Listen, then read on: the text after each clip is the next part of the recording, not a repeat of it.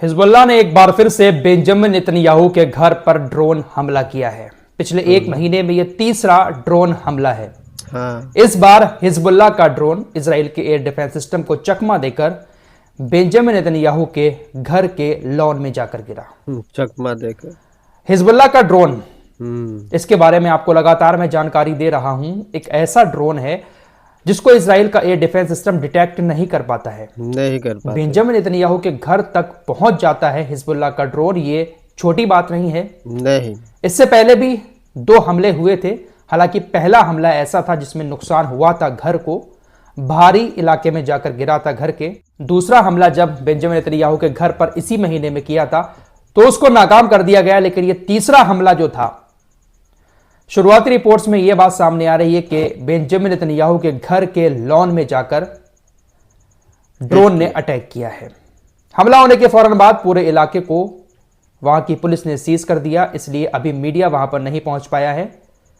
क्या नुकसान हुआ है इसकी खबरें अभी सामने नहीं आई हैं। हालांकि यह बात कंफर्म हो चुकी है कि जिस वक्त ड्रोन हमला हुआ बेंजामिन नेतन्याहू के घर पर, उस वक्त नेतन्याहू घर में नहीं था। बेंजामिन नेतन्याहू घर के नीचे बने हुए बंकर में मौजूद था। बेंजामिन नेतन्याहू हमेशा इस वक्त बंकर में रह रहा है। वो ऑफिस जाता है तो ऑफिस में भी, ऑफिस के नीचे जो बंकर बने हुए हैं बेसमेंट में, वहां पर रहता है, वहीं से सारे काम करता है और घर पे भी बंकर के अंदर ही मौजूद रहता है। लेकिन वो कहावत सुनी है ना कि बकरे की मां कब तक खैर मनाएगी। बड़े बुजुर्ग इस तरह की कहावत कहते हैं ना।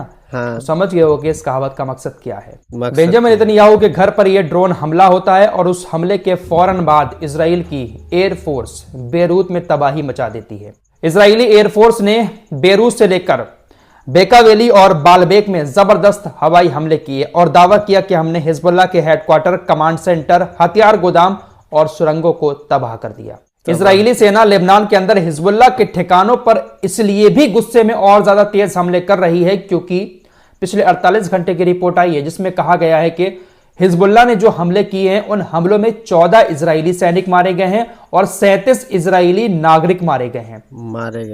हिजबुल्लाह कह चुका है कि अब हम ऐसी जगहों पर भी हमले करेंगे जहां पर बस्तियां बनी हुई हैं। तो 37 इजरायली नागरिक भी मारे गए हैं। इसीलिए इजराइल की सेना गुस्से में बेरूत के जहां पर चाह रही है हवाई हमले करके उसको तबाह कर रही है। फिलहाल मामला अभी भी वहां पर बढ़ा हुआ है। जो हाल गाजा का किया था वही हाल इजराइल अब लेबनान का भी लगभग कर चुका है और आगे भी वो हमले जारी रखे हुए बेंजामिन नेतन्याहू का ये जो घर बना हुआ है ये केसारिया इलाके में है। जब पहला हमला किया था हिजबुल्लाह ने, ड्रोन नेतन्याहू के घर पर पहुंचा था तो उसके बाद नेतन्याहू की सुरक्षा को और ज्यादा बढ़ा दिया गया था। खलबली मच गई थी कि हिजबुल्लाह का ड्रोन नेतन्याहू के घर तक पहुंच गया।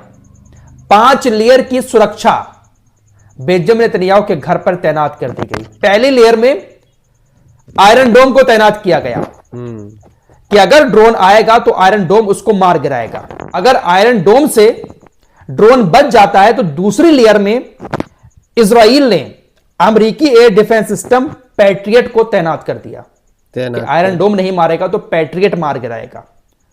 अगर यहां से भी बच के निकल जाता है तो तीसरी लेयर में इजराइल ने अपना खुद का बनाया हुआ air defence system David sling को लगा दिया।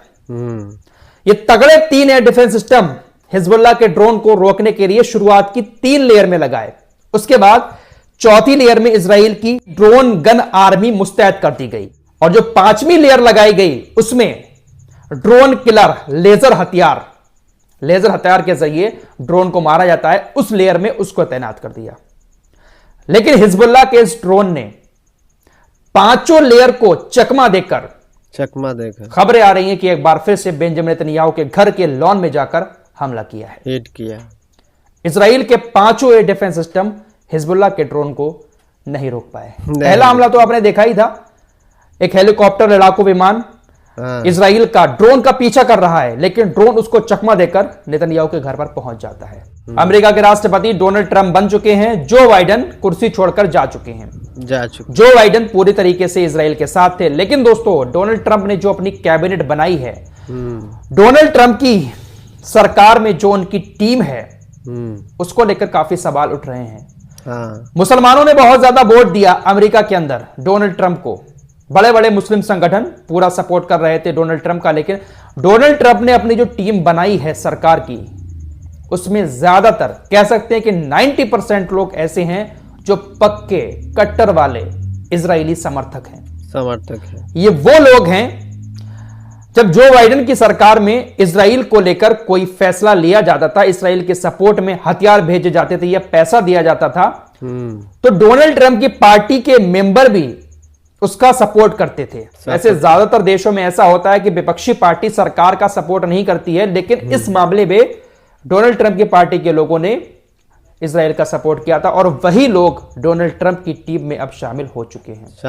आगे क्या कुछ होगा बताने की जरूरत नहीं है, जैसा चल रहा था शायद आगे भी वैसा ही चलता रहेगा। उधर गाजा के अंदर भी हमास और इजराइल की सेना आमने सामने है। हमास ने ऐलान किया है कि उन्होंने उत्तरी गाजा में बेतलाहिया में 3 इजरायली सैनिकों को, दोस्तों इस जंग के दौरान ईरान का चेहरा तो हम सब देख ही चुके हैं। ईरान के अलावा कोई दूसरा देश सामने आया है तो वो है छोटा सा यमन। छोटे हैं लेकिन कारनामे बड़े बड़े किए हैं, समुद्र को हिलाकर रख दिया है। ऐसी ऐसी टेक्नोलॉजी इजाद कर रहे हैं कि पेंटागन भी कहने को मजबूर हो गया है। अमेरिका के पेंटागन के शीघ्र अधिकारी ने एक्सियोस से कहा, हौती ऐसी तकनीक से बैलिस्टिक मिसाइल बनाते हैं कि ऐसा लगता है कि बहुत एडवांस देश मिसाइलें बना रहा है। जिस टेक्नोलॉजी का इस्तेमाल हुतीज अपनी मिसाइलें बनाने में कर रहे हैं, ऐसी टेक्नोलॉजी तो बहुत एडवांस देश इस्तेमाल करता है। छोटे हैं, गरीब हैं, लेकिन दिमाग बहुत रखते हैं। दिमाग बहुत, काश थोड़ा सा साथ दूसरे देश अगर दे दें तो कुछ और ही नजारा दिखाई देता। अमेरिकी विदेश विभाग को लेकर एक खबर चल रही है। अमेरिकी विदेश विभाग का कहना है कि हमने अभी तक गाजा में इजराइल की तरफ से किया गया कोई भी युद्ध अपराध या मानवता के खिलाफ अपराध नहीं देखा है। 43,736 लोग ऑफिशियली मारे जा चुके हैं, जिसमें से 70% महिलाएं और बच्चे हैं। लेकिन इन लोगों को वहां पर युद्ध अपराध या मानवता के खिलाफ किया हुआ अपराध दिखाई नहीं दे रहा है। दोस्तों पिछले महीने इजराइल ने ईरान के ऊपर एक हमला किया था। उस हमले को लेकर अब एक्सियोस जो न्यूज एजेंसी है उसने एक बड़ी बात छापी है कि 3 अमेरिकी और 2 इजरायली अधिकारियों ने यह जानकारी दी है कि अक्टूबर में ईरान पर इजराइल के हमले ने ईरान के पार्चिन में एक एक्टिव शीघ्र गुप्त परमाणु हथियार अनुसंधान सुविधा को नष्ट कर दिया। जो सबसे मेन गुप्त परमाणु अनुसंधान सुविधा थी वो नष्ट हो गई इजराइल के हमले में। लेकिन अभी तक ऐसा दावा इजराइल की तरफ से भी नहीं किया गया और ना ही कुछ ईरान की तरफ से कहा गया है। ये लोग कभी कभी ऐसे ही मनगढ़ंत कहानियां भी बनाते हैं ताकि सामने वाला पूरी सच्चाई बताए। इस तरीके से खबरें फैलाई जाएंगी तो सामने वाला सच्चाई दिखा दे कि देखिए फोटो के जरिए या वीडियो के जरिए कि देखिए हमारा परमाणु अड्डा अभी भी ठीक है, सही सलामत है, और उन फोटोज के जरिए कुछ ना कुछ टेक्नोलॉजी का इस्तेमाल करके सही से उनके ठिकानों का पता लगाया जा सके। बहुत बड़ा माइंड गेम चलता है और माइंड गेम खेलकर ही आज तक दुनिया में राज कर रहे हैं। दोस्तों हमारी रिपोर्ट को देखने के लिए बहुत बहुत शुक्रिया। चैनल पर नया है तो जरूर सब्सक्राइब कीजिए। मिलते हैं कुछ अगली खबरों के साथ, तब तक के लिए अपना ख्याल रखिए। धन्यवाद।